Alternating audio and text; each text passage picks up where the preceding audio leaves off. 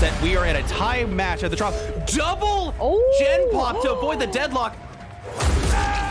They do go down. There is a haste status effect.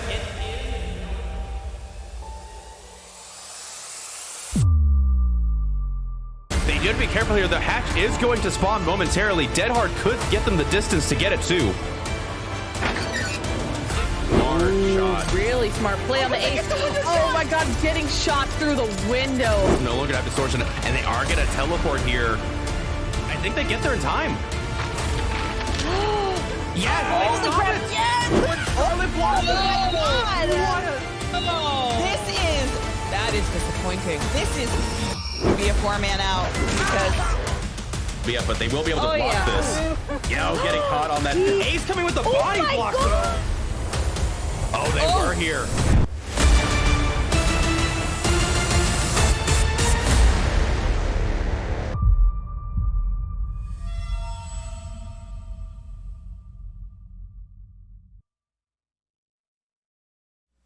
All right, everybody, welcome back to Champions of the Fog. I'm your host, littleRugaard, and joining me today is none other than Commissioner-in-Chief himself, Giltspire. Are you ready for another round of qualifiers? I am indeed, and we're actually just about to wrap up qualifiers. We're on qualifier number 5 of 6, and tomorrow will be the final qualifier for season 6 of Champions of the Fog. Crazy, right? Like, we just started qualifiers, it feels like, but I mean, to be fair, they only last a couple weeks, so I get that, you know, it just blows by, especially when seasons blow by, and those things are like 2 months at a time, so. Yeah, no, it is. It's one of those things that you're just like, wait, it's over already? And so, yeah, it definitely blows by fast, but we are going to be kicking things off today with Axident versus Divine Dead, once again on the Wrecker's Yard, and we are going to see a little bit of a demo Gorgon. You know, I gotta say, I'm just excited that, you know, I haven't heard of either of these teams, but I'm super happy to have a team named after me, you know? Sorry, I had to. I feel like that joke was like just waiting to happen. So, regardless, we are live. We have a beautiful Demogorgon. And can I say how thankful I am you guys have Demogorgon as a killer pick for this for the qualifiers? Yeah, honestly, we wanted to pick killers that were similar in tiering as well as perk restrictions, and Demo, Deathslinger, and Nemesis definitely fell into that realm. I will say we have not seen a lot in the realm of Nemesis and seen a lot of Deathslinger here on Wreckers, but we're going to see if this Demo can hold their own, as they will get the first down of this match rather quickly too. Indeed, it seems like survivors in their attempt to spread out, Fang just ran right into the Demogorgon, whether intending to or not, and yeah, very early down here for the Demogorgon. Gen behind them on work as well, so Corrupted Intervention lasting only about 30 seconds or so at most, honestly. Yeah, that was not a long Corrupted Intervention, to say the least. Also, want to point out, this is the first match, at least, that I have spectated since the change to the UI. And a little bit disappointed not to see what the survivors are doing, even while we spectate the killer. Yeah, I mean, to be fair, if there's any history with it, behavior doesn't tend to update custom games nearly as often, even if they do changes to the game, so I'm not entirely surprised. And honestly, it's probably for the better, because for all we know, it could have been really bugged and it shows them on gens the entire time. I mean, you know, we used to get, whenever twins transitioned from Victor to Charlotte, we would hear gen pop, so what's the difference? Well, now twins can't transition anymore because, you know, they're bugged. Oh, yeah, that's just twins for you. Yeah. But we will see the unhook trade there from the Nia, and the tunnel out attempt here on the Fang Min. Not going for the pallet drop, instead going for the window vault. And looks like they might not get much distance here, as they've kind of boxed themselves into a little bit of a corner. And we do see a Colubrine noise notification there, and Demogorgon just not able to get the hit. Not quite able to. Yeah, Survivor back there as well, possibly trying to take a hit, but not needing it, as Fang is able to get pretty good distance here. One gen popping in the distance. They will get the shred over the top. I love that Demogorgon can just glide over those obstacles with no problem. Yeah, much like Blight, if it doesn't have collision, Demo don't care. Well, that's the problem, is I don't know what has collision anymore. I feel like my life's a lie when I play this game sometimes, but second hook coming in on the Fangmen. Nia does get picked up. Nia possibly able to get a reset too, or they're going to be looking to scurry off to a corner of the map and get a gen done. Maybe I forget, is Resilience general balancing? Resilience is general balancing, so no resilience value here for the survivors today, as it does increase gen speeds, and we like to keep it at least static for the killer to kind of understand, okay, gens are going to be 90 seconds no matter what, unless they're doubled up on gens. But I think the only exception is like Deja Vu.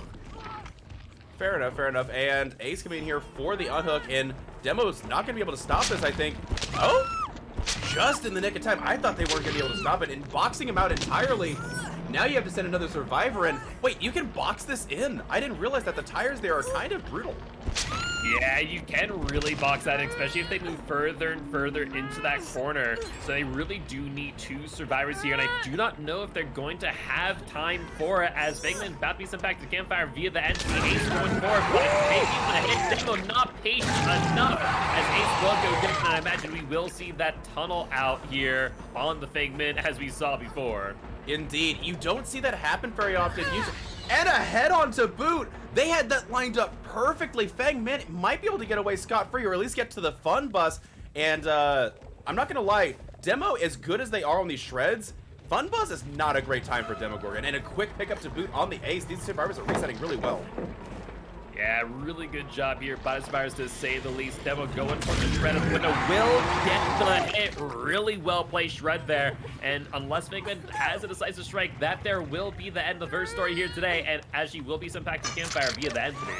I forget, is decisive strike also general balancing? On Demo, it's not general balancing, but I think against Demo, I don't think decisive is allowed. Now that I think about it. Okay, I was just double checking there, but yeah.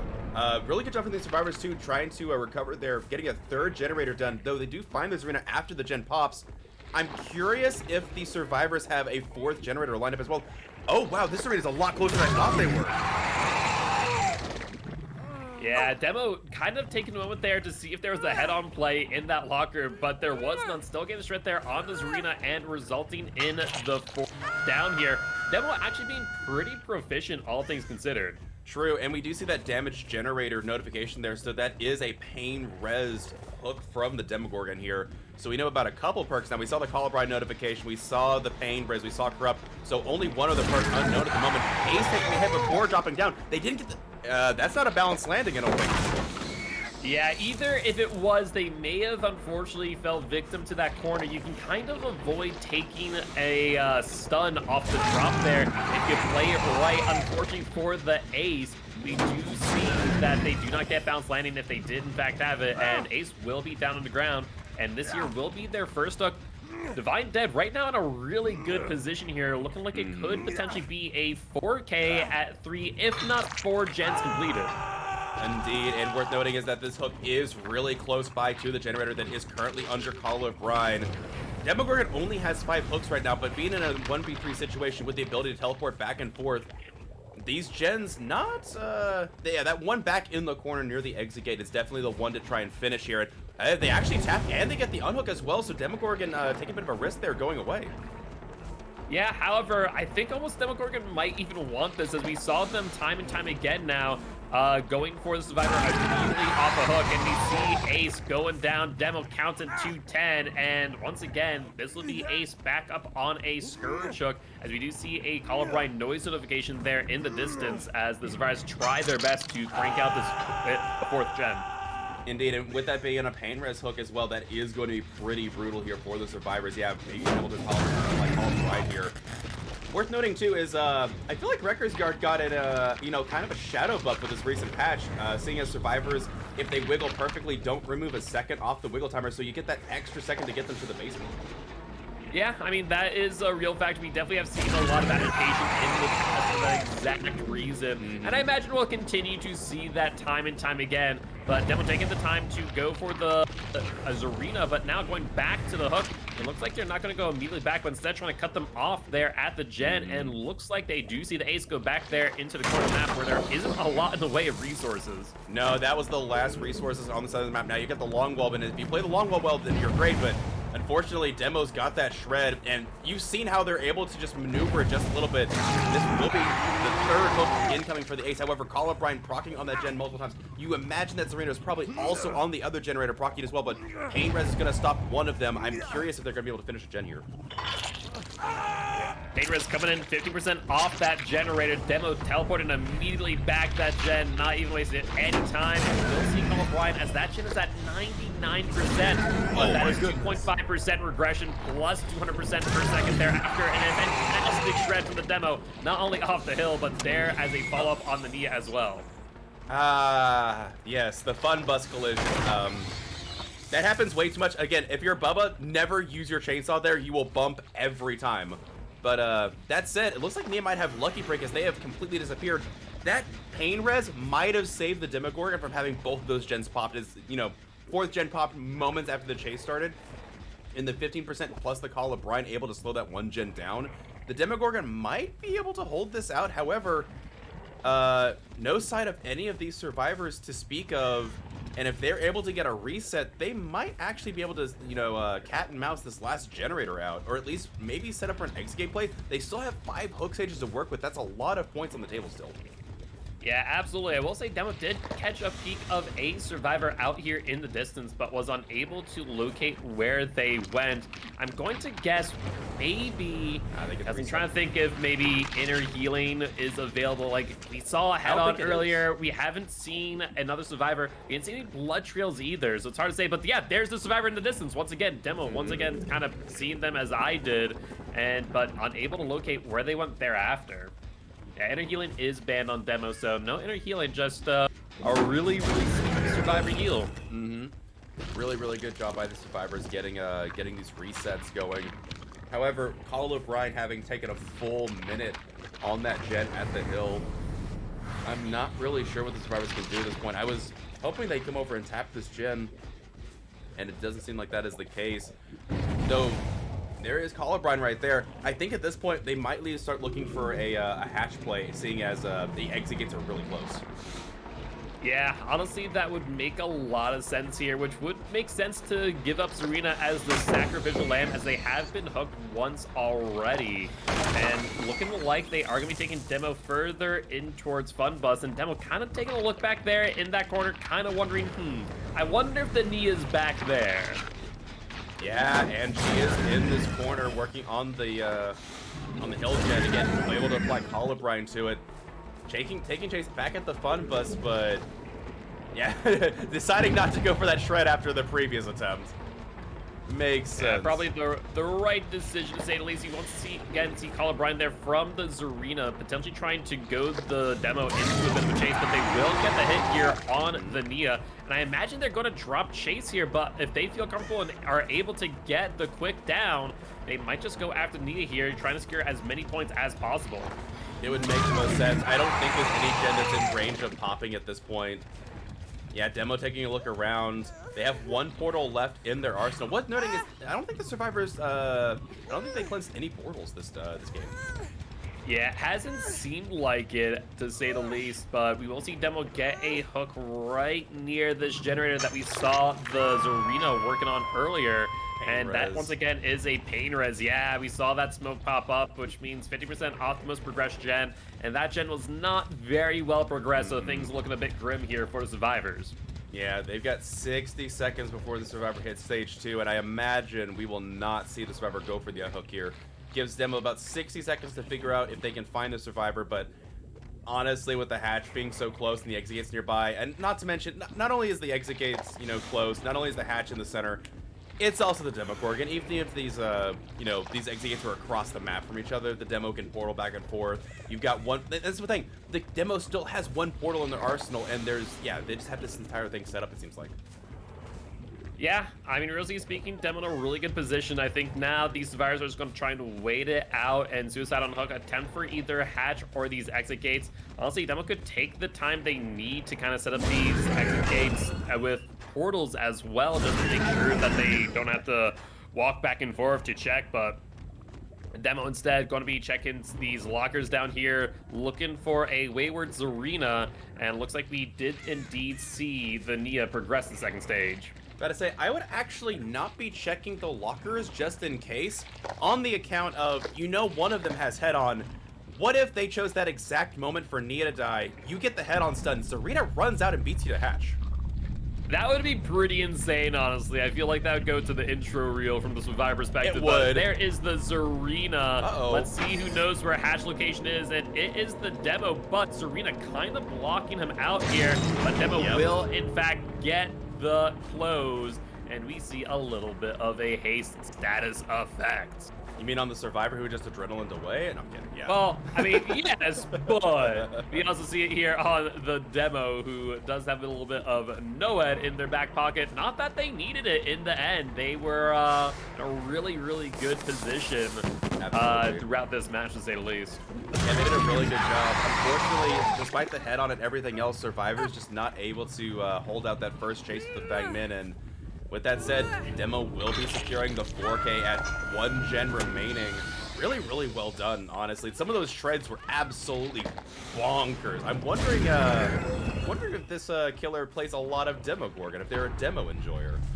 It would definitely seem that way. It would definitely seem that way. But with that being said, they're speaking trying. of killers that we do not see often, we are going to be seeing Axident's Nemesis versus Divine's Dead Survivor team here after. So really excited to see that, actually. And overall, say again? Serena was the one with head on. She could have done it if they checked the locker. That would have been amazing. I would have thoroughly enjoyed that moment. Absolutely, but good first trial of the day, honestly. This was very enjoyable. Absolutely, but that being said, we are going to take a quick break as we do get this next lobby set up. So as always, guys, thank y'all for joining us today for Qualifier number 5 and Season 6 of Champions of the Fog. As you, yes, you the viewers, are our sponsors, so the ads that you watch, all the bits that I tip, all the subs they buy, and of course all the rogue energy you buy using the code COTF goes to supporting Champions of the Fog and the prize pools for Group A and Group B. With that being said, we'll be back in just a bit.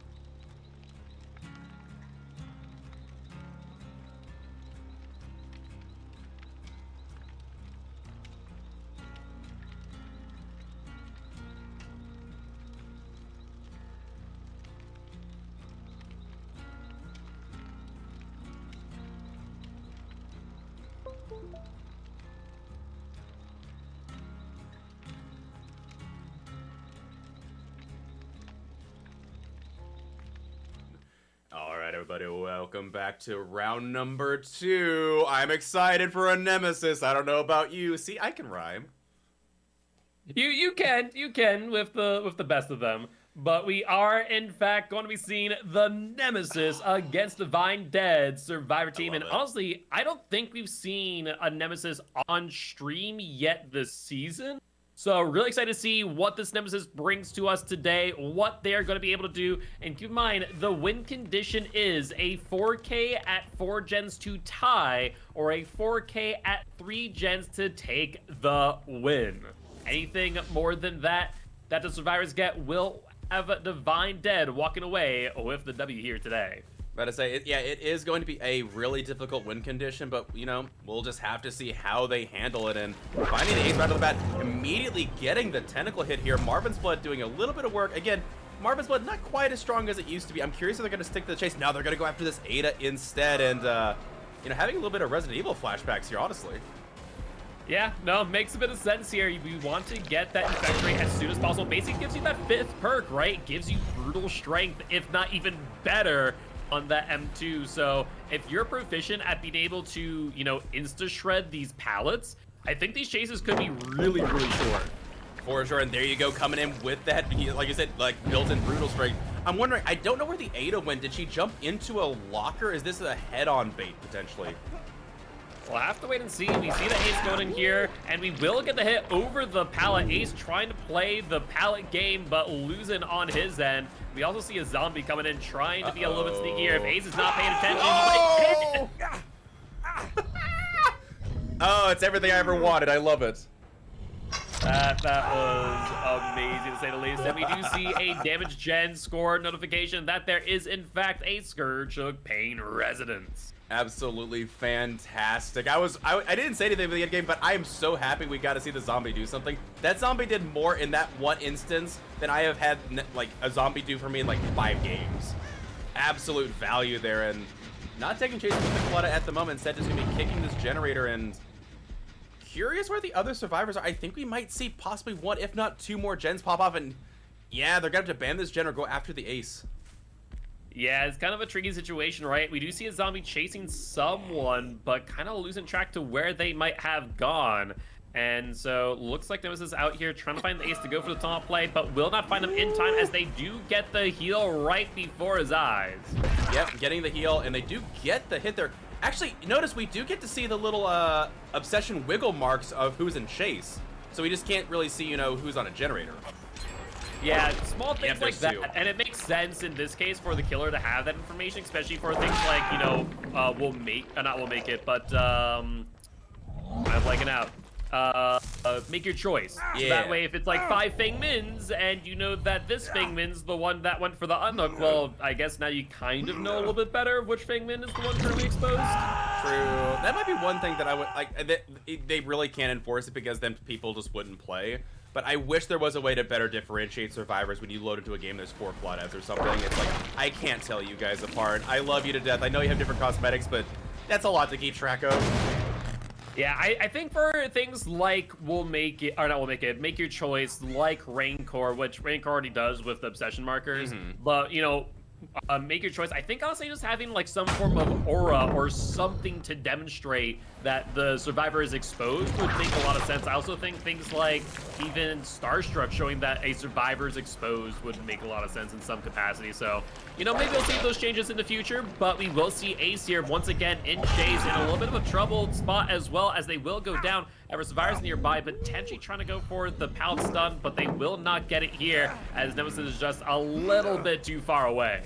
But to say, we're kind of approaching a similar situation. I say that right as the 3rd gen finishes. This, okay, is not as similar of a situation. However, I think the gens are all on this side of the map, so Nemesis actually has some room to work with here. Yeah, they have kind of 3, almost 4 gen themselves here, so the Nemesis play smart and play slow. I think they might be able to get it, but these survivors definitely not going down without a fight, as we do see a firecracker to blind a zombie there on the hill. Survivors clearly not a fan after the down on Ace. Yeah, and yeah, if these zombies continue to patrol this area, that is a lot of deterrent. This Nemesis actually might be able to hold their ground, at least to a tie-in. Granted, a tie in the early stages of the qualifiers are, I would say, much better to have than a tie, at the end of the qualifiers.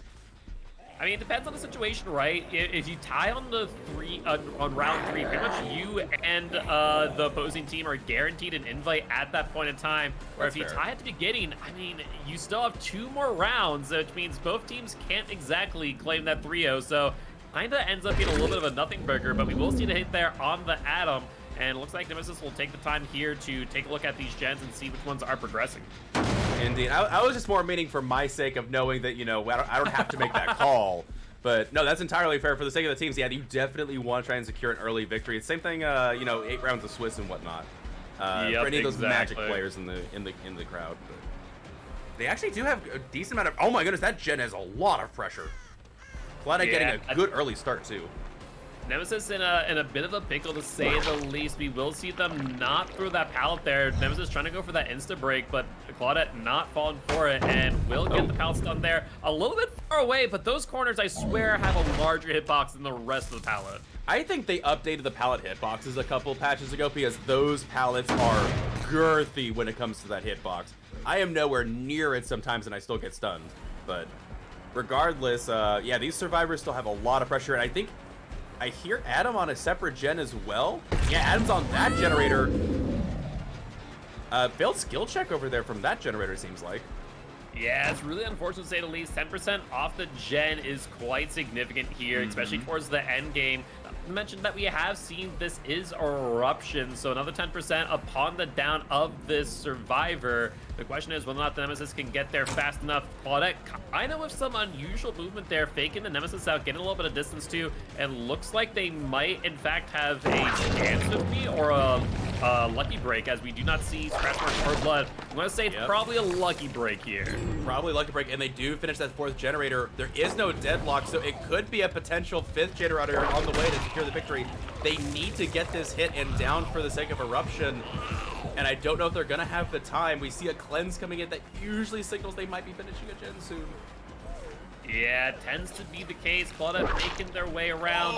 Once again, faking out the Nemesis's tentacle. It's one of those things that I will say about Nemesis. If they were to just reduce the amount of time it takes to charge up your M2, that might just be a little bit more worthwhile, because survivors really can just tell from days long ago that they're attempting that. But we will see that down. We will see 2 generators hit by Eruption, 10% each, and I think Nemesis realized they can't exactly go for the pickup here. No, they can't. There is no Unbreakable because, killer-specific balancing, and this killer is not in a tier where Unbreakable is allowed. Going back across the map, trying to figure out what's going, because they know that it has to be a pickup instead. Yeah, and they wouldn't have had time. However, this survivor might be long gone. Yeah, it looks to be the case, and we see a zombie kind of tracking someone towards mid, but Nemesis just unable to find where this survivor has gone, though. There they are. There's the Ada. Nemesis almost losing sight of them last moment, but this might be exactly what they need. Both Adam and Claudette currently injured. Claudette now picked up off the ground. It would suggest that they have a little bit of time here to get the down and potentially a Scourge Choke Pain Resonance for the rest of the gens by 15%, but they're going to have to do it real quick. Yeah, this survivor is running all the way across the map here, away from those generators like they're supposed to. Getting the vault through as well. This Nemesis is in a really bad bind here, trying to prevent this last generator from finishing, and this Ada is doing a whole lot of work with nothing here. But they do go down. If there's a Scourge Hook in the back, that might be enough to secure the victory here. Even at, only 3, I think there's a Scourge Hook right there because they're going for the quickest one. Yeah, either that, they know full well they have nothing else, but yeah, that's 15% off the most progressed gen. The gens aren't exactly the farthest away, but they're not exactly in the best position either, and there's now 2 healthy survivors. They're probably going to have to go for another slug out play, but there's Blast Mine going to give these survivors a little bit of extra room before the Nemesis is able to go for the chase. Indeed. Avi would be proud, and with that said, they do get the unhook here. However, we're going to see the tunnel out. Again, Eruption is applied. Wait, they're not going for the tunnel. That is surprising. Instead, maybe trying to go for those fresh hook points, but like we said, they need to get the 4K here to just tie the match. Any other gen completed here will result in a win for the Survivor team, Divine Dead, but that will be a quick down, another eruption, and I imagine another Scourge Hook Pain Resonance incoming, and looks like Nemesis is going to be dragging them pretty far away, but that new wiggle mechanic getting Claudette a little bit of extra time as they get tossed into that corner. They do, and worth noting, if any survivors are keen-eyed there, noticing that Claudette didn't make a lot of distance, and I think the Claudette probably figured it out too, just a little bit too late. There's also Save the Best for last. Yeah, it hasn't got a lot of value throughout this match, and we've seen why the Nemesis was so keen on hitting Ada with their M2s or dropping Chase, trying to make the most of Save the Best for last here, and it's got them a little bit of value here and there, so definitely a worthwhile pick. Yeah, again, I think that was the reason they were able to get the down on the Claudette earlier, was because of the Save the Best for last. She wasn't able to get just enough distance, and that tentacle across was just enough. Also worth noting is that survivors have reset. However, the gens are actually pretty far regressed. We had two that were 80+% ready to pop, and since then, they're back at like below 50. Yeah, between Eruption and Scourge Hook Pain Resonance, it's going to do a lot of damage, especially if you're hitting the same gen with Claudette taking that hit there. Once again, keeping up the chase, and now having to decide whether or not they go for Adam here or go for Claudette. Looks like they will, in fact, go for Claudette, and looks like he's going to just take him further back. Yeah, I was about to say exactly that. A beautiful hit there, knowing exactly the length of that M2 and successfully getting it down. Yeah, also worth noting is I think Ox did a video on this a little bit ago, looking up with the Nemesis as well as I think it's looking down with the bubble, looking up with the Nemesis and looking up with the Nurse gives just a little bit of extra range there. Yep, it's kind of like Oni as well, where you look up during your flick, you get a little bit of extra distance for whatever reason or turning radius. It's interesting to see those little things here and there, but Nemesis trying to find a survivor that was on this gen, unable to do so though. And we do see the zombie kind of hanging around, but now going towards that hook noise notification, where they are going to be not camping this gen as much as the Nemesis probably would have liked. Yeah, we saw the zombie was blinded there, and whatever survivor was here is long gone or hidden very well. And I wonder if it might have been oh my goodness, another blast mine to boot. The blast mine value giving the survivors time to get away. I wonder if they maybe sniffed out Eruption being a pick here, because that is really good counterattack. Yeah, it's definitely a very real possibility. Eruption really good on Nemesis as it makes that noise notification, draws the zombies on nearby, so makes a lot of sense, gets them to kind of camp those gens a little bit and push those survivors off, but looks like Nemesis will be going for the Atom here. Yeah, they will be, and I think they're going to take a tentacle hit at the window here. Doubling back, but still taking the hit regardless and getting some distance there, but not a whole lot. Adam also not being the obsession, very punchable, you might say, for Save the Best for last, and they are going to go into the far side of the map here. Will the survivors have enough time? They're going full corner tech. They must be confident this gen's going to finish.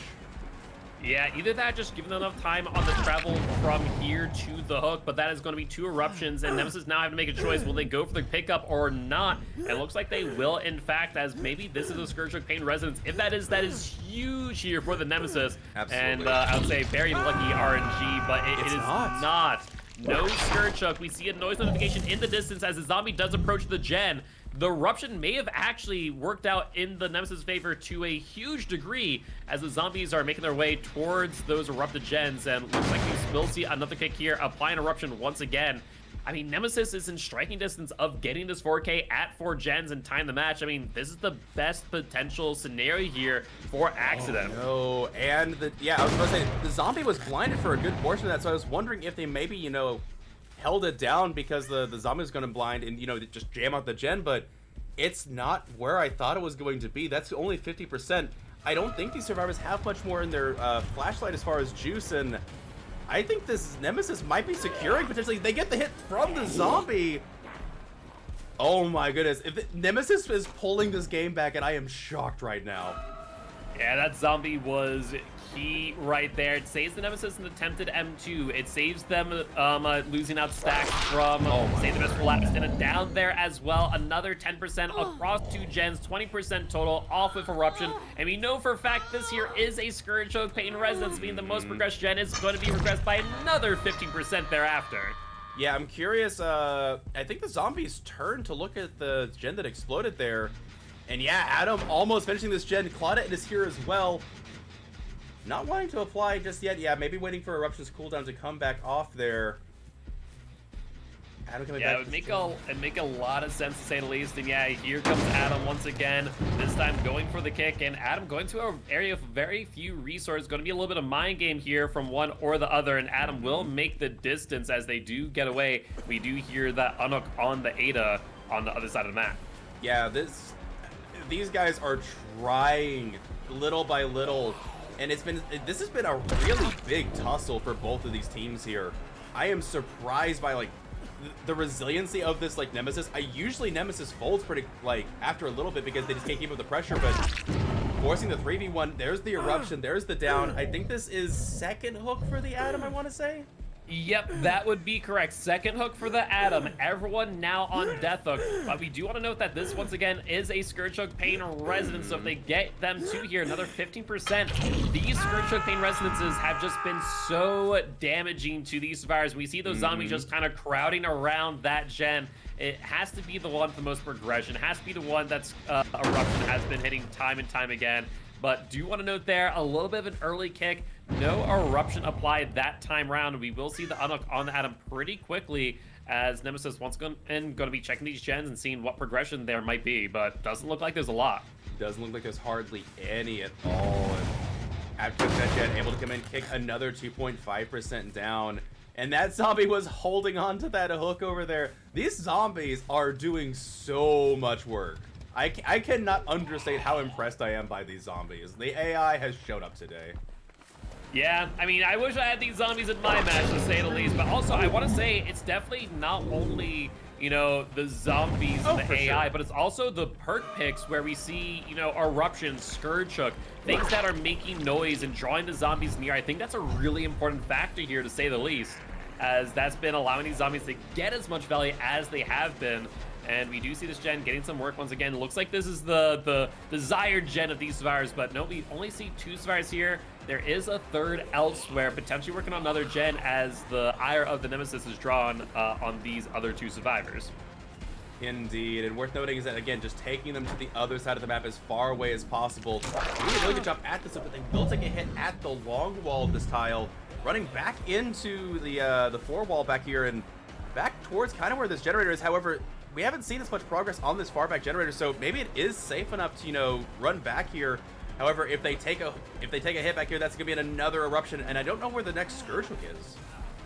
Yeah, we'll have to find out. And Adam being confident that it isn't in this corner, he's like, okay, it was in the other corner. What about this corner? Am I safe here? Am I not? We'll have to wait and see. But Adam will be sent back to campfire one way or another via the end. That is another Scourge Hook.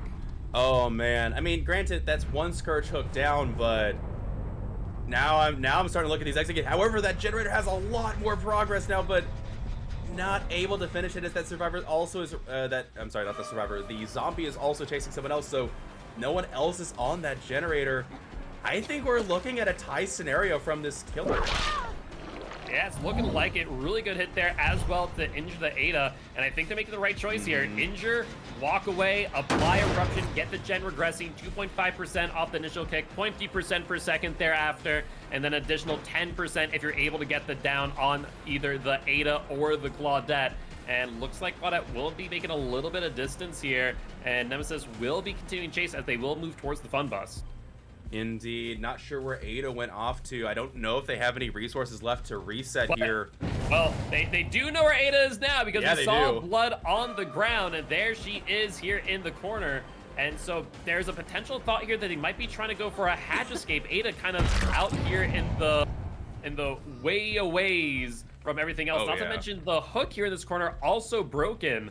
Keep in mind, if they do bleed out, that's the same number of points as if they were to be hooked. So they might be going for a bleed out tech here to try and go for the hatch escape. But zombies, seeing the Claudette, That is not what you want to see as Zombie takes a swipe, but I do not think they get the hit. Yeah, they did not get the hit there, unfortunately, for the Nemesis, but yeah, being that there's only one hook state left, yeah, it would be the same number of points, so the bleed out tech would be strictly to try and get the hatch.